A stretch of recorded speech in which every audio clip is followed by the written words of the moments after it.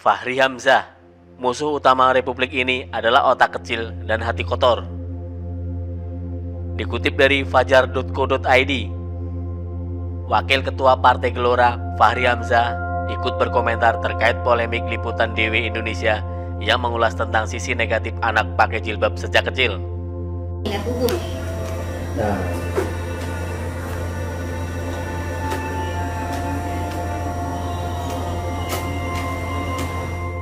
Dari kecil ini udah dibiasain gitu, jadi ketika dia dewasa dia nggak kaget, nggak menolak, ya insya Allah sih mudah-mudahan dia nggak menolak ya gitu.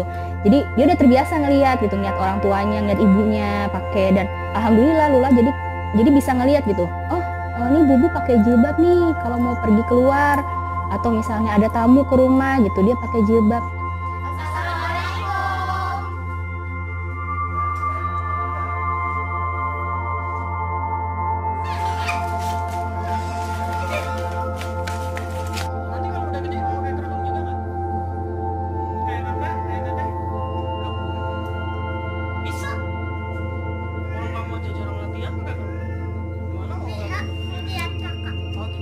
Kebetulan anak-anakku itu TK-nya, pendidikan awalnya itu di sekolah Islam, jadi nggak sulit bagi kami untuk ngarahin ke sana.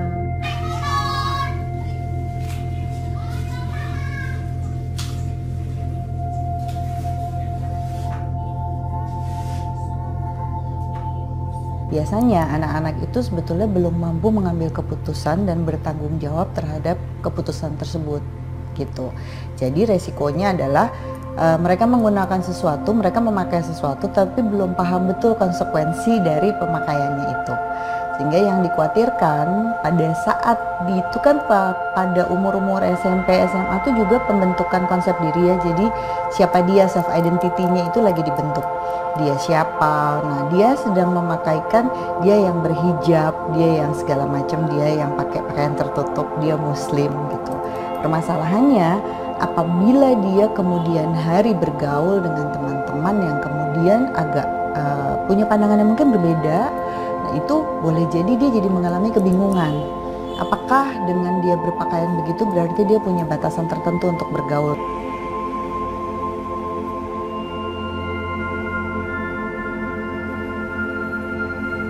Sebenarnya sih wajar-wajar aja si anak mengikuti keinginan atau misalnya arahan dari orang tua atau misalnya pihak guru atau orang dewasa lah. Tetapi kekhawatiran saya sebenarnya lebih kepada membawa pola pikir si anak itu menjadi eksklusif. Karena dari sejak kecil dia ditanamkan untuk misalnya dalam tanda kutip berbeda dengan yang lain.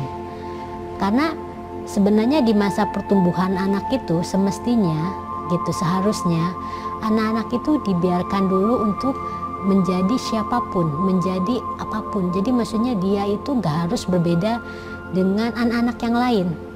Tetapi ketika dia diberikan identitas misalnya jilbab sebagai muslimah gitu, itu dengan sendirinya itu akan mengeksklusifkan dirinya sendiri.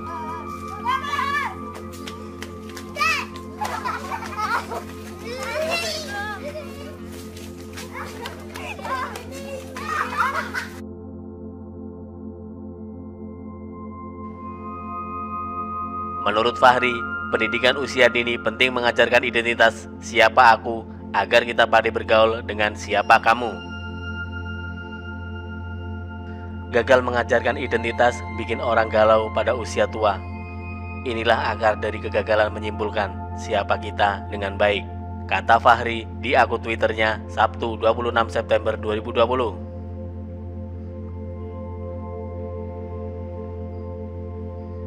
Mantan Wakil Ketua DPR RI itu menyebutkan orang tidak toleran bukan karena pendidikan usia dini yang mengajarkan identitas.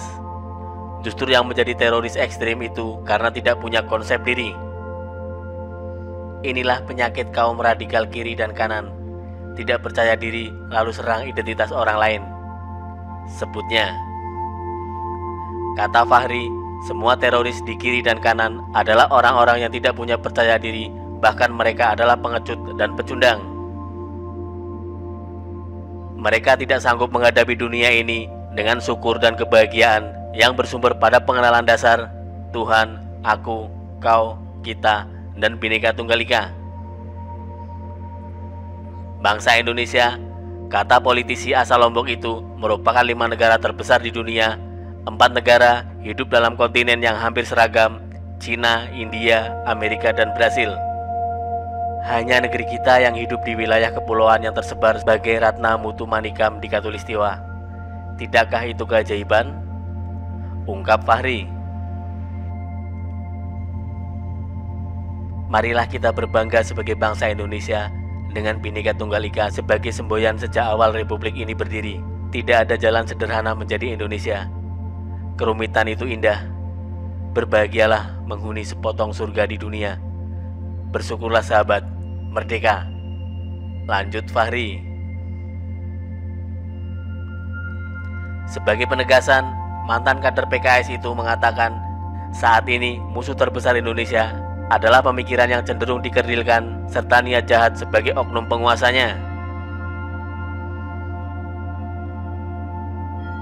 Musuh utama Republik besar ini adalah menghadapi otak kecil dan hati kotor yang senantiasa menginginkan penyederhanaan kekayaan dan keragaman kita yang dahsyat. Negeri ini terlahir menjadi cermin sempurna dunia. Ribuan pulau, ribuan suku bangsa dan agama. Pungkasnya,